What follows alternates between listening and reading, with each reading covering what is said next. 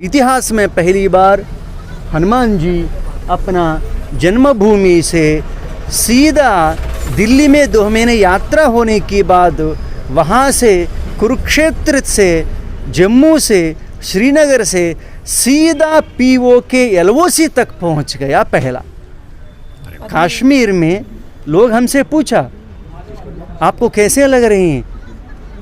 पहले तो बहुत लोग डर गया, ये यात्रा कश्मीर में हो सकता है क्या। आप देखिए इतना भव्य दिव्य जो रथ हैं, कश्मीर सीमा तक पहुंच गया।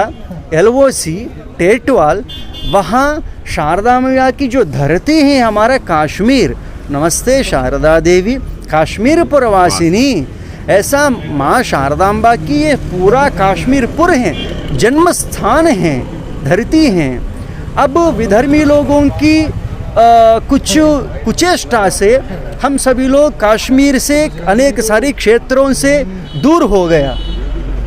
सामने मत खड़े होइए, प्रेस में चाहिए तो बाद में खड़े हो सकते हैं कि इतना यहाँ लोग परेशानी हो गया। कोई भी एक हिंदू लाल चौक में जाकर राम नाम बोलना है तो डरते थे।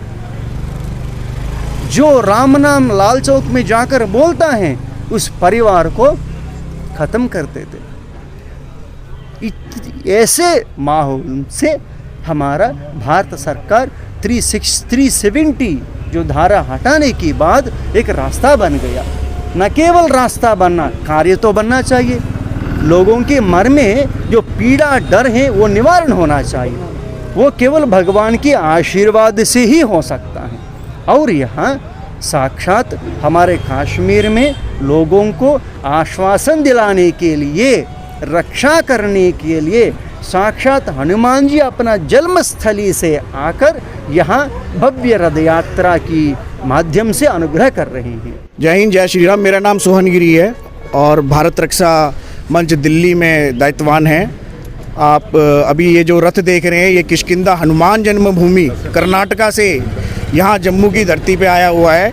और पिछले 10 दिन से हमारा जो ये रथ है टीटवाल जो कि एलओसी बॉर्डर है वहाँ पे भी गया था। और 75 साल में पहली बार गोविंदानंद सरस्वती महाराज जी, जिनका कि ये संकल्प है, ये जो यात्रा है 12 साल चलेगी, जिसका 33 वर्ष है।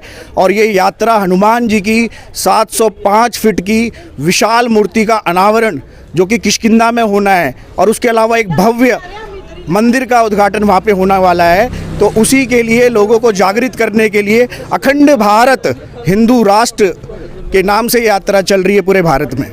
ये जो 12 साल का समय है इसका, 12 साल में अराउंड 2 लाख किलोमीटर से आगे ये यात्रा चलेगी।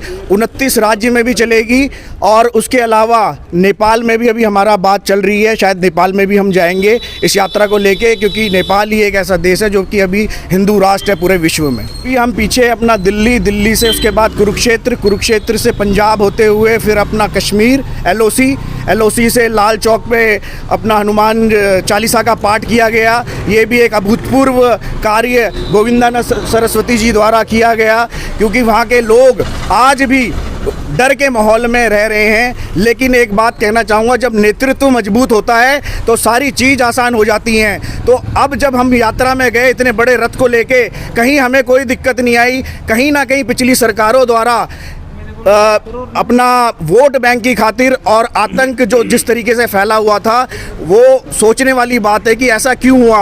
अभी भी तो यात्रा इतनी शांतिपूर्वक गई। और एलओसी में हमने जब हनुमान चालीसा का पाठ किया, आरती करी, उसके बाद अपना लाल चौक में करी, जहाँ कोई दिक्कत नहीं आई। तो पीछे ऐसी सारी चीज़ें कैसे हुई, ये सोचने वाली बात है। उस पर विचार विमर्श करना चाहिए और सरकार को आगे जो कश्मीरी पंडित भाई हमारे यहाँ से विस्थापित हुए हैं उनको वापस यहाँ बसाना चाहिए। यही यात्रा का एक उद्देश्य है कि सारे लोग वापस आएँ, यहाँ पे बसें, और सरकार उन्हें हर संभव, क्योंकि उन्होंने बहुत झेला है हमारे देश में और यहाँ का मूलभूत निवासी होने के बाद भी आतताइयों से परेशान होकर उन्होंने अपनी ज़मीन छोड़ी है। तो अब समय आ गया है उस ज़मीन को वापस लेने के लिए। सिर्फ कश्मीरी पंडित वापस ना आए, पीओके को भी वापस लिया जाए बहुत जल्द।